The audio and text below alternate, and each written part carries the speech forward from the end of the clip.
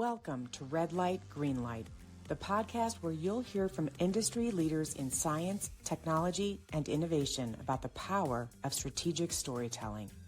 With decades of experience, our guests will share their own insights and real-world stories to help you avoid red light barriers and ignite green light solutions, from the Zoom room to the boardroom.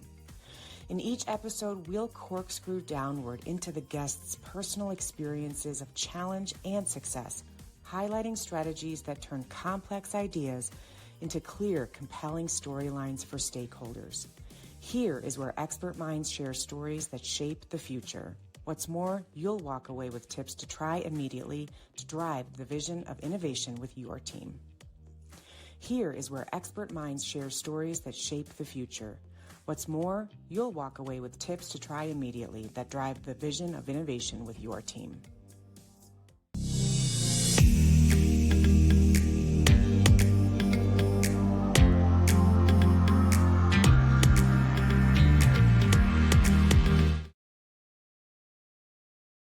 Hi, everybody, and welcome to another episode of Red Light, Green Light. I'm your host, Cindy Skalicki, and we are here today with another incredible leader. On our podcast, we're always bringing to you leaders in science, technology, and innovation who are making a spark because they've seen and done a few things in their 20 or so years in the industry. And I bring them to you because I want you to learn from their slip-ups and their successes, shall we say. Deb, it's so nice to have you with us. I have Deb Reuben with me today of Tomorrow Zone. I'll introduce her in just a second. How are you, Deb? Doing good. Thanks so much for having me on your show. Yes, absolutely. So Deb is a trailblazer. She's the CEO and founder of Tomorrow Zone. She is twice honored as an emerging disruptor on Monitor's Most Innovative Companies list. She has authored the Certified Leasing and Finance Professionals Handbook, which is like the Bible for your sector, as I understand it, and is redefining equipment finance, empowering leaders to master digital transformation. She also chairs the ELFA Innovation Advisory Council and has driven 50 or more trend-setting discussions of her own. She has a podcast, she has a team, she has a process. She's amazing, and we're going to get into it. Oh, wow. Thank you. Yes, absolutely. Well, Deb, why don't you tell our listeners and viewers about you and your career arc to where you are now? Do you have 2 or 3 stepping stones that you can let us know? Sure.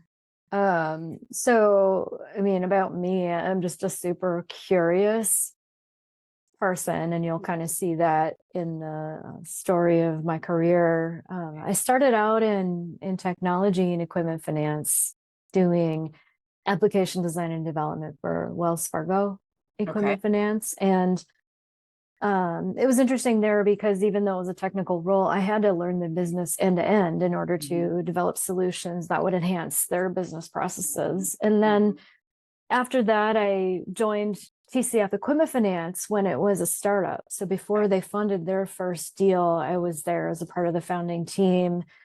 That company was eventually sold to Huntington Bank for multi-billions of dollars. But I was involved in designing and building the applications that they ran on for the first 7 years. But within the first year, started to see, oh my gosh, where do we want to take this for the future? We need to replace this with something that's integrated end to end. And so I led the implementation of one of the industry first integrated end-to-end origination platforms.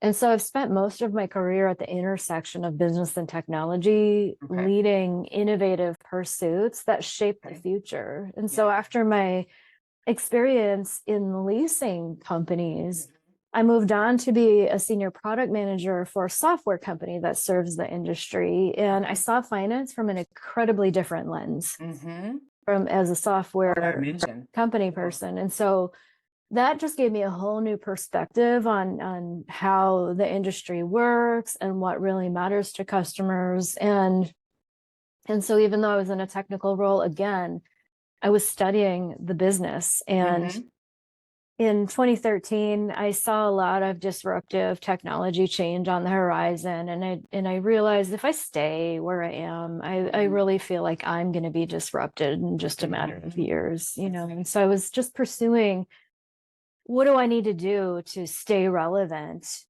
for the future that I see unfolding? And so I made the leap into my own consulting firm, and I haven't looked back. Yeah, I love that. I love that. What you have so many different experiences with a lot of different, wearing a lot of different hats, and now you're kind of running your own and charting your own course, which I know is amazing and is scary and amazing simultaneously, right? Oh, yeah. A quick step back, with one question I want to just hit on the head right now around what equipment finance actually is to begin with. So my first exposure to equipment finance was when I moved into this house, and I met my neighbor down the street who is a dentist, and he runs his own practice. And he had just leased a new piece of equipment that would help his dental practice function better. It would be more, he had bought, I think it was some kind of x-ray machine or some kind of imaging machine that he needed for his office. And I mean, it was like buying a house, and so they had, as a family, taken on this expenditure or this lease. And I mean, honestly, they've done the math, I'm sure, and I know that they've since paid it off, and it's been a real success. But they had to hope that if they could accomplish X amount of appointments per month, and X amount of those, were translating into the type of procedures that this machine would show, that they would be able to pay it off in however many years. So that's a small example. And first of all, am I right? Is that equipment finance? Yes. Equipment leasing and finance. It's all about helping businesses get the capital equipment they need to make awesome happen. And it's a $1 trillion industry that a lot of people haven't heard of, but it's what really makes business go in this country. And so the customers that I work with are typically finance companies. They might be bank owned, independent, or captive. So they might be the financing arm of a manufacturer. And the thing that they have in common is they help businesses to get the equipment that they need through leasing or financing anything from laptops to airplanes and everything in between. So it's a very diverse space. It's never boring. That's why I'm still here. And it's fascinating. And that's what I was going to ask. I was going to ask if you could bounce out for us, because I'm giving like this N of one, family-owned small business. Tell us what, and I also have looked around at your website and thought about some. You'd be proud of me, Deb. I used some Chat GPT to figure out some scenarios of some things. But for example, DuPont is one of my larger clients, and I imagine that sometimes the board might have had in the past to say yes to some equipment finance proposals from a certain division of DuPont. Can you take us up a size or 6, to some of these larger institutions and how they use it? Well, no matter the size of the company, they're typically trying to preserve cash flow by leasing their equipment. So rather than, spending all their cash on the equipment, they want to have the use of the equipment and avoid the challenges of obsolescence. So if you think about a large corporation and they've got, a computer on every desktop, the trade-off is, do we want to own those things, or do we just want to have access to those things through leasing? And then they can return the equipment at the end of the lease and upgrade to more current equipment. And that's one of the ways that companies are using it. I mean, vehicles is another example. If you're a large company and you have a fleet of automobiles or vans or specialty vehicles, Caterpillar is another example. They use leasing to sell their yellow iron equipment, whether it's construction, farming, mining, whatever it is. And so there are a lot of examples all over the world. No, that's great. I just wanted to, in case anybody listening has never heard of this, because I hadn't till I met you, frankly, which was a few years back. But tell us how you first heard of equipment finance. Was there a person who gave you an opportunity early on, or was a wild story. So it was not like most people in our industry. If you ask them how they got into equipment finance, they're going to tell some wild story of stumbling into it. You should collect them all. And I do. I ask people on my podcast all the time, like, how did you get into those industries? Because it's always interesting. It's always a wild story. So I actually had a whole different path in mind. I was in technology already. I was working at a bank, but I actually went overseas to do some mission work, and I didn't know if I was going to come back or not. I did some work in Ukraine, Russia, Mongolia, and one of my friends that I'd worked with in technology division of the bank, he found out when I got back into the country, and he was letting people know that I was back, and the equipment finance division of the bank found out that I was back, and like, hey, we would love for you to come in and interview for this role as an application developer. And so that's how I stumbled into the industry. I wasn't looking for it. I didn't even know what it was. Yes, right. Yes. And then you did that role for a little while. What made you stay in it? Like, what did you like about it?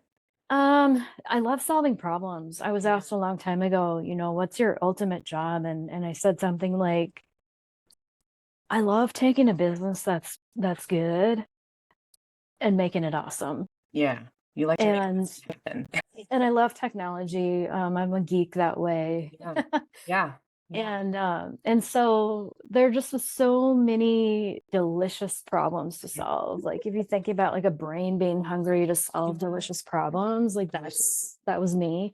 That's great. Very curious. I love creating. I love problem solving. And so there were a lot of them in the space, and there was a lot of need for automation, and I loved designing and building solutions. And so I think that was one reason why I stayed, was just there was opportunity to constantly grow as a human. Like with technology, there's always something to learn. But on the flip side, in this business, in this industry, there's always something to learn because it is so diverse. Yeah. Oh, yeah. I've never gotten bored. Right. Well, then you're in the right place. Yeah. I mean, so it was fascinating. And so the other reason that I stayed, and you'll hear this from a lot of people in our industry, is the people are amazing. Okay. And so a lot of people stay in the industry, even if they don't stay with the same company through their career. You will find a lot of people in our industry who have been in the industry for a time frame that can often be measured in decades, and it's the people. Yeah. What about the people? Are they just good, homegrown, and what's just... Well, if you think about the heart of what we do, it's helping people to make their dreams come true. That's true. Yeah. I mean, what everybody in this industry is doing is helping business owners to achieve their ideal objectives, right? So the technology is what they getting access to the equipment that you need, whether it's a backhoe or a computer or even a private aircraft.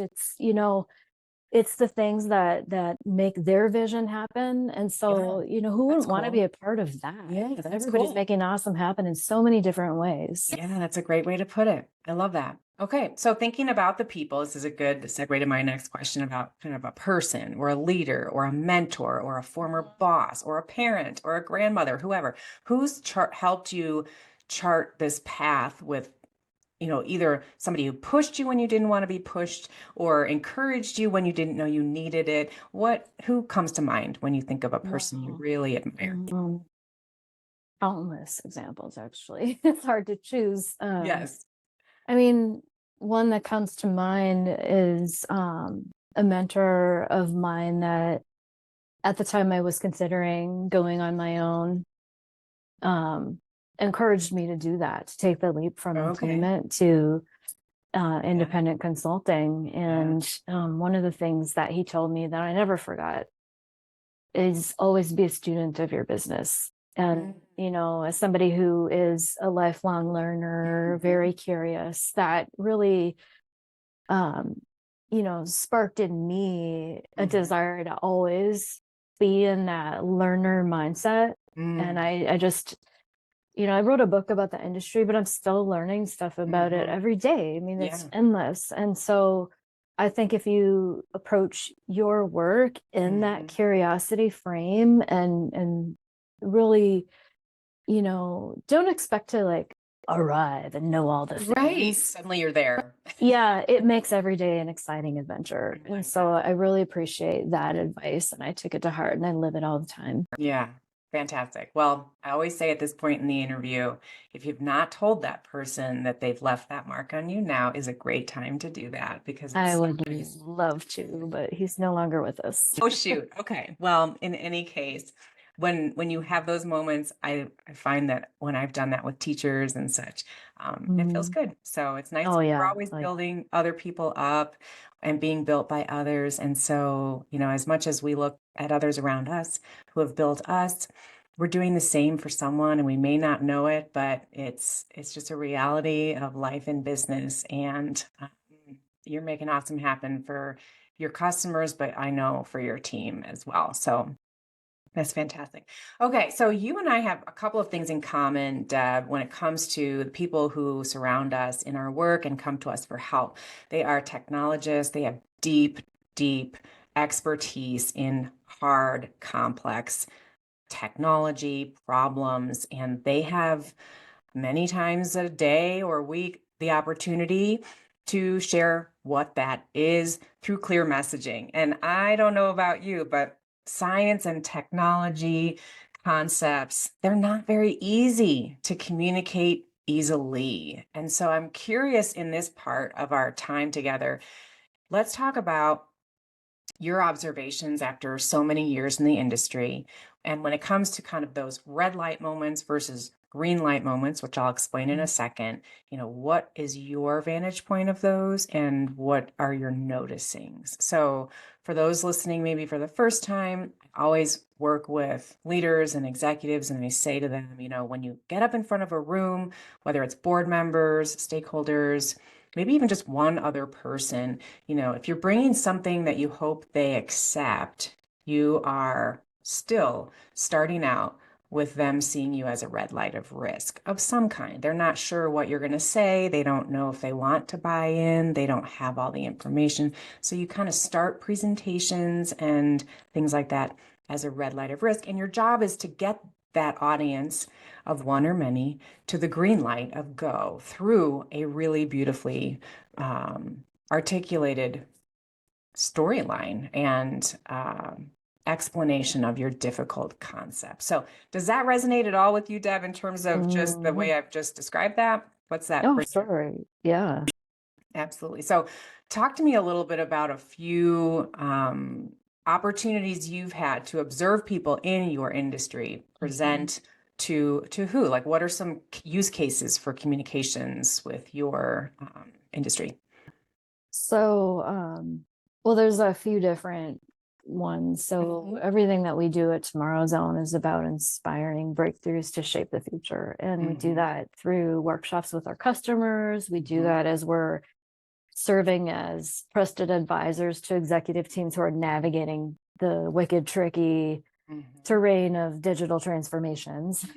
Yeah. But then also we lead collaboration at an industry level to stretch people's thinking and imagination of what's possible for the future of the industry itself in terms of innovation and technology. And so there's been a lot of opportunities to observe what happens when we've got the red light, green light thing going on.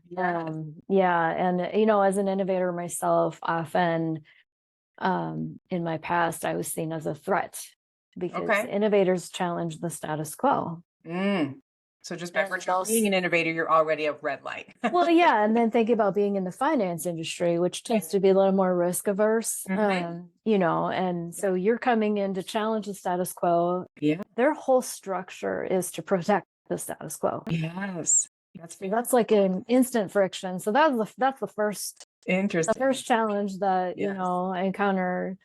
But I was thinking about this, and there were three examples that I thought of. So there's the speech bubble problem, presentation when it should be a conversation, and starting with a puzzle piece instead of showing the box top. Okay. Tell me one by one. Yeah, I see these all the time, whether it's with my own customers or I'm working with innovators who are like, I can't get them to buy in.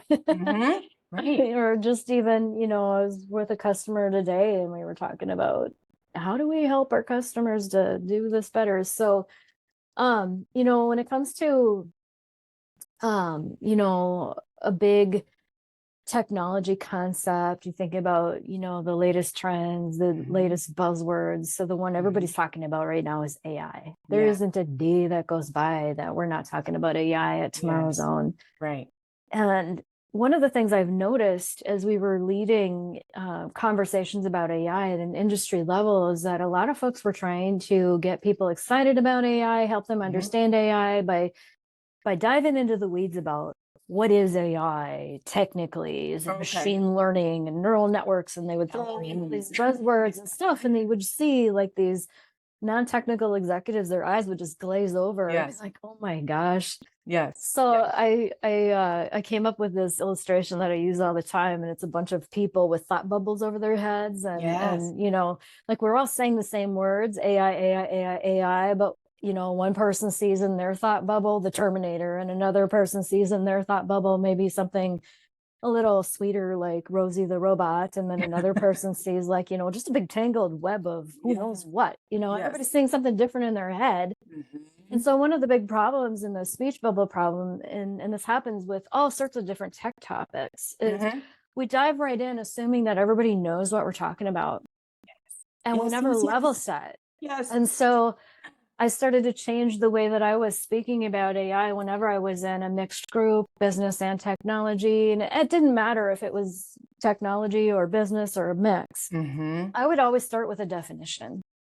Boom. Love that. I love that. That's brilliant. The thought bubble is part of our book actually as well. And it's also part of the how-to model, because audiences are waiting. They're kind of like, their thought bubbles are like, okay, presenter, hook me with a good idea. And then what you're doing is the O, which is orient me to what AI is. And that's where the definition lies inside of that thought bubble. And I have done that trick as well, Deb. It really works. It's like, before we dive in, let's define AI or equipment finance or whatever. And then everyone's on the same sheet of music. So brilliant. Okay. Love the thought bubble one. That's a great way for everybody to get out of that red light zone, is by using that definition. So that's your green light, friends. Get a definition out and just articulate it clearly, and maybe even with a story. So go ahead. Let's go to number 2. I love the order and flow, your brain. Well, the other one that I see often, especially with super technical folks, is you're driving so hard to get things done, and you might like, well, all we got to do is XYZ, and you want to check the boxes. And starting with a presentation when really what you need is a conversation. And so one of the things that causes friction when it comes to adopting new technology is not engaging the end user in what the future could look like with this new technology in the mix. And you can only build that trust and understanding together through a back and forth conversation, but too often it's a one-way presentation. You actually lose them, and you're going to end up with a lot more resistance than embracing and adopting. Oh my gosh, 1,000%. And really, that's basically the difference in my mind of like head versus heart. The presentation style slams into the head and the logic and the reasons why you should do this, whereas a conversation gets people to do what you said, which is trust them, and you're hitting at heart and connectivity and relationship building, and like, make me care about this first before we dive into all the reasons why I should do it. People ultimately need to understand, how do I fit into a future that involves this technology? I mean, AI is a big example of that. Well, go ahead. Well, I mean, AI is just a big example of that right now. A lot of people are afraid, what is my role as a human in an AI-filled world? And that's a question we're grappling with all the time. And nobody has all the answers yet. We don't. And it's probably one of those things similar to what you said earlier, where we're not going to quite arrive. I don't know about that. With AI will continue to grow and morph and change, just like technology has when it comes to how we use our phones, for example, and how we listen to music or books or whatnot. But I just wanted to tap that piece that you added, because you added like the inspiring part of the message and how to see tomorrow and envision it. And that's really hard for most people to do, and even harder to do well. It So I'm is. working with a C-suite CEO right now who's all numbers. He's the one with the thought bubble that's got an Excel chart up there, right? Or something. Yep. And we're trying to flex the heart part of his message, which is like lifting a totally different weight and moving your arm in a completely different pose if you're thinking weightlifting, right? It's hard. And so inspiring people is it takes practice. Would you agree?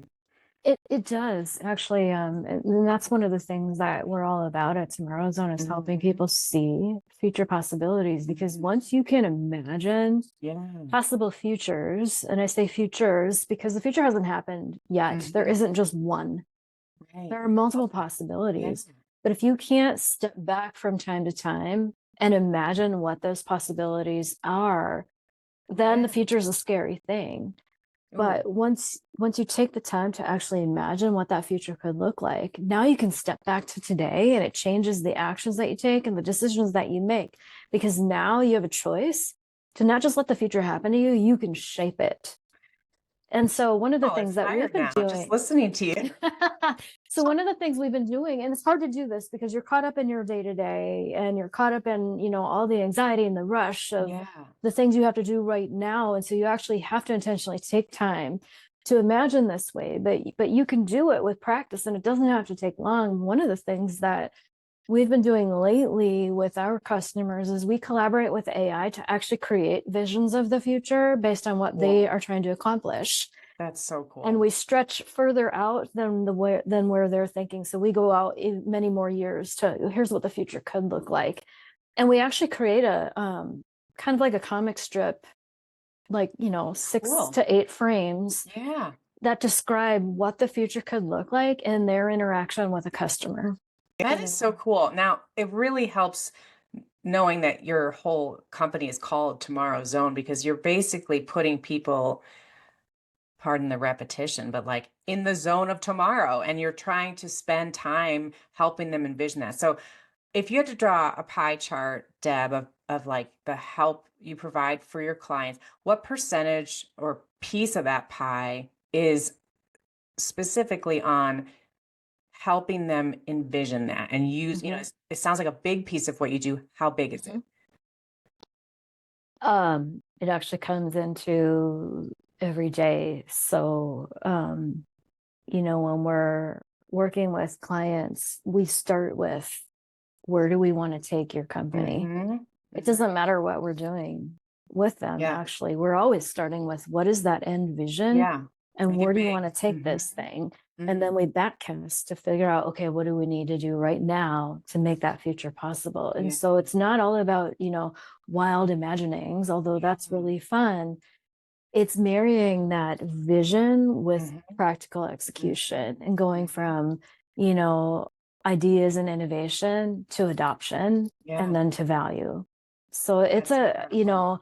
I think I would say at least a third of what we're doing is painting a picture of what the future can be, whether it's helping a Mm-hmm. business team to imagine what Mm-hmm. their role looks like when they adopt the system of Mm-hmm. the future, Mm-hmm. or reimagining business processes, reimagining the interactions to improve your customer experience. All Mm-hmm. of that involves taking some time to imagine the future possibilities. Well, when I imagine the future, I think about the opportunities to take, like in my world, when I imagine the future, Deb, I think about, wow, what would it be like if people just knew how to craft the kinds of persuasive stories that they need to so that their really complex stuff can be absorbed and taken to heart by their audiences, and they leave feeling motivated and also looking at that speaker as someone with high credibility and high executive presence. So I feel like that's my imagining in my world when it comes to the way I help, other people out there do some of these presenting presentations and conversations that we were just talking about a minute ago. But Yeah, that's really compelling. I think you, as Tomorrow Zone, are a green light. Like, I think the whole thing is like, get to go and like, let's move to the future. That's pretty powerful. Yeah, That's very for the powerful. right people, we are that. Yeah. Sure, sure, Yeah. sure. We're not for everyone, but if we're for you, buckle up. We're going to make Yeah. awesome happen together. Yeah. It sounds like obviously the opposite of that is a lot of the red light stuff, but can you Mhm. color in that for us a little bit? Are there some specific behaviors that leaders exhibit when they're stuck in that red light zone of being unable to move to the future or message better, in terms of the work that I do? What is your thinking there? Well, I guess the other red light behavior that I see that can really hold teams back, and I especially see this with more technical Mm-hmm. people, Mm-hmm. and it's tough because, as technical people, all the things, but you come in assuming that everybody else does too, Right. and they don't. You They do need don't. to really understand the context of who you're working with Yeah.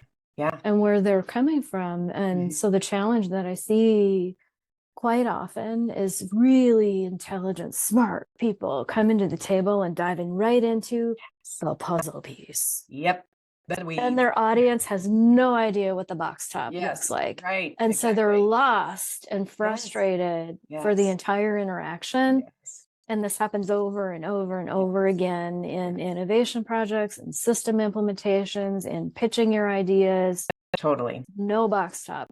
Right. And that's where you are. If you're lucky, you got them to yellow light zone by just liking you maybe at the beginning, but you are not going to move them to the green light of go when they are stuck, having no idea what you're talking about, no context, no story, no narrative to explain the vision, right? Even in a small way to get people and kind of what their appetite for what you're talking about. You got to give them a map and then start walking on it. You can't just give them the pin. So, Yeah. yeah, that's Yeah. right. I Did you mean, get all your bullets that we talked about when you first brought, yeah, thought bubble? the What were speech your bubble three? problem, presenting what it should be a Yeah, conversation. yeah, And then starting with a puzzle piece instead of yeah. showing the box That's top kind of what we first. just talked about. Yeah. Yeah, yeah. Was there something else you wanted to add, Deb? No, I think Yeah, yeah. for now that's it. Well, I They're think probably we could probably talk for hours on we those could challenges. 100%, but I think it's so important to just encourage everyone listening to really slow down to speed up is one of the phrases I like to use when it comes to how to do better with your messaging in areas Yeah. like Deb's folks. How does that resonate with you, Deb? I'm sure you do a lot of that in a sense as well. Yeah, well, I think that the thing that really makes the difference, and it's back to thinking about the future, but when I think about leaders who have really moved me, Yeah. they can paint that compelling vision of the Yep. future. Yep. Until you're thinking, oh my gosh, that's a future I want to be Mhm. part of. Yeah. Yeah. And now you want to be in it. Yeah. Exactly. When you work with this sector and in this industry as you have for so many years, I find a lot of technologists, scientists, they had very little, if any, like presentation skills training or communication skills training. What is the vibe in the equipment finance space? I think that's typically the case. I So mean, no vibe. It's a well, dead I don't run into a lot of certified professional speakers in the man. Mhm. space. Right. People are doing the best they can with what they have to get the job done. Sure. Some people are kind of naturals at it. Mhm. I think in the business development side of things, you'll Mhm. see more Yeah, because that you've makes got to sense. be an influencer to be able Right. to You have to do be a that, listener. Hmm. Yeah, but there's definitely a lot of opportunity. Yeah, 100%. Well, Dad, tell us about what you see in the future as we look to the next, 6, 12 months in the industry for Tomorrow Zone. What's happening? Well, it's interesting that you ask. I just led an industry trend scanning session Oh, cool. last week. And of course, one of the big trends that's really driving interest is what's going to happen with AI and what does it Sure. mean in in this industry Mhm.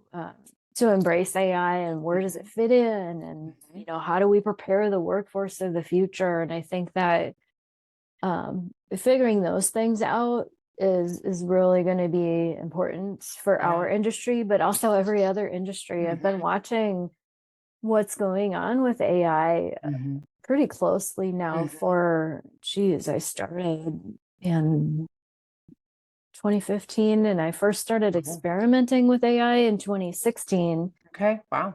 So I've been applying it in my Yeah. own work for a long time. And, as I've been watching just the pace of change, Yeah. I knew it was fast Yeah. even back then. Yeah. And I was looking at, just the exponential curves and, Sure. we want to keep track of this so we're not surprised. But now I'm being surprised every day. Gosh. I It's mean, incredible. there's like decades worth of advancements happening in a matter of weeks. Yeah. And it's just dizzying and you can't keep up. Yeah. And so that gets me thinking all the time about what is it that we need to do as humans Mhm. to thrive in a world where AI becomes ubiquitous, when AI becomes like electricity Yeah. and we're not even thinking about it anymore. Yeah. I went to an event in 2019 in DC, and I had some opportunity to go to the museums, and I saw an exhibit at one of the history museums, and it was a Trisket box Okay. from a long time ago. And what caught my attention is on the front of the box, it said in big, exciting letters, Triscuits made with electricity. Like, who brags about that anymore? But everybody's bragging about AI inside. We're using great. AI, we're using AI. And I'm like going, Triscuits. so what? You sound like a Triscuit box from back in the day. Because I think where we're going to is AI is just going to be a part of what we're doing every day. And what does that mean for us as humans? And what is the mindset that we have to develop, and the skill set and the tool set, so that people are ready for that world? Because I think that it's coming to us faster than we might want it to. Yeah, it's sort of like that phrase, which I find rather ironic, like drinking from a fire hose. I've thought about that for a while, and this was admittedly after I was watching a lot of Chicago Fire. But the point is, you can't drink from a fire hose. Uh-uh. You can't. It's too fast. You can't swallow the No, water. It's just going to beat you you're up. just going to get messy hair and a wet Yeah, face. exactly. You're going to get a sore on whatever part of your body that fire hose is hitting. But, we understand what it means, and yet I think that's sort of how I feel like AI is coming so fast so that we can't even take it on. Yeah. Yeah. Yeah, and my biggest Interesting. takeaway really is that this is a mindset thing. Yeah.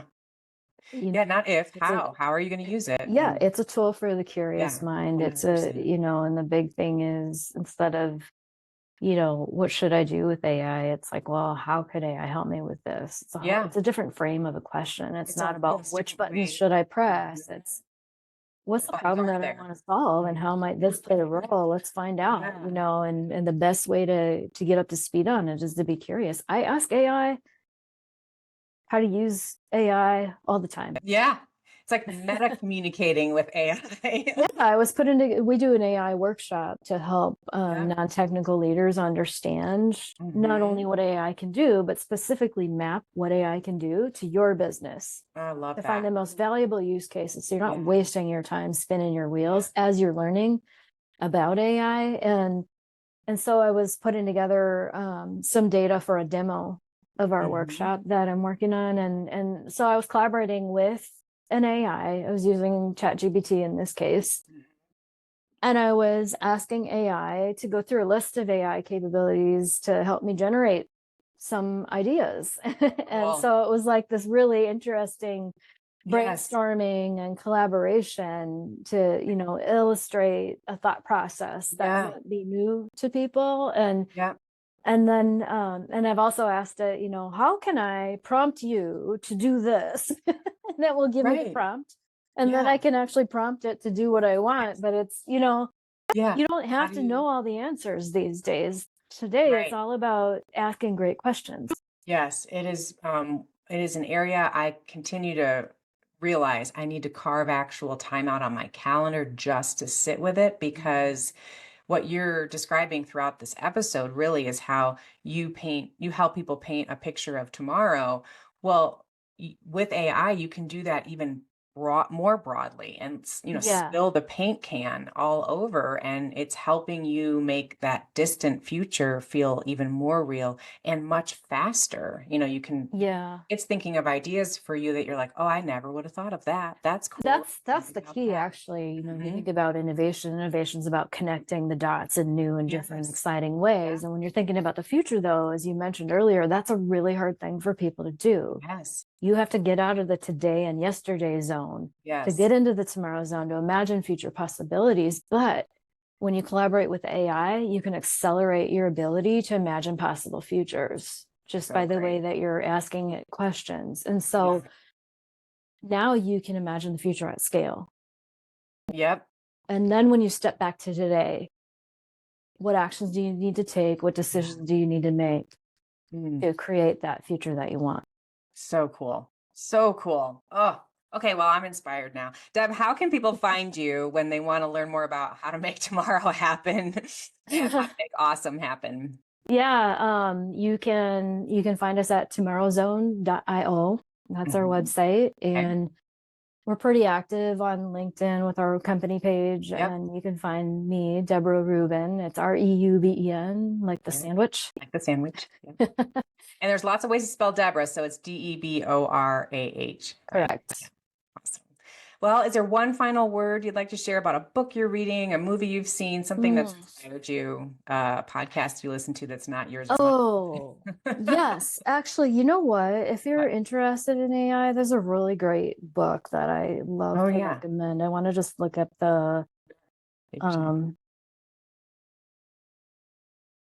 I'm looking up the title for you just to get it right. It's called Co-Intelligence. Okay. Co-intelligence. Yeah, and it's Who's by the author? Ethan Malik.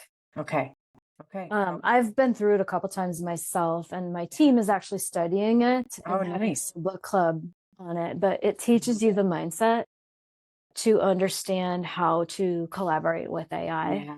and to Oh, that thrive is. in this world where AI is so prevalent. Mhm. And I just think it's a fantastic read. And Okay. you do not have to be a technologist. And if you like to listen to books, the Mhm. fun thing about it is in the audiobook, he uses different voices for different AI responses. Oh, cool. Yeah, I so like it's that. pretty fun. It's It's pretty entertaining as well creative. as educational. Yeah, yeah. I love it. Thank you so much, Deb. This has been a really fun conversation, not Thank a you. presentation, but it has been presented to you all by Red Light, Green Light, which is my podcast. And I am your host, Cindy Skalicki. Thank you, Deb, for being with us. As promised, everybody, I brought you another amazing guest today who I'm sure has rocked your world in a few ways to give you tips and some strategies to go forward with into the tomorrow zone, right? Thanks everybody for being with me. Come again next week to hear another great episode with another great leader. And until then, get out there and nail it and see who you can bring from the red light of risk to the green light of go. Bye-bye, everybody.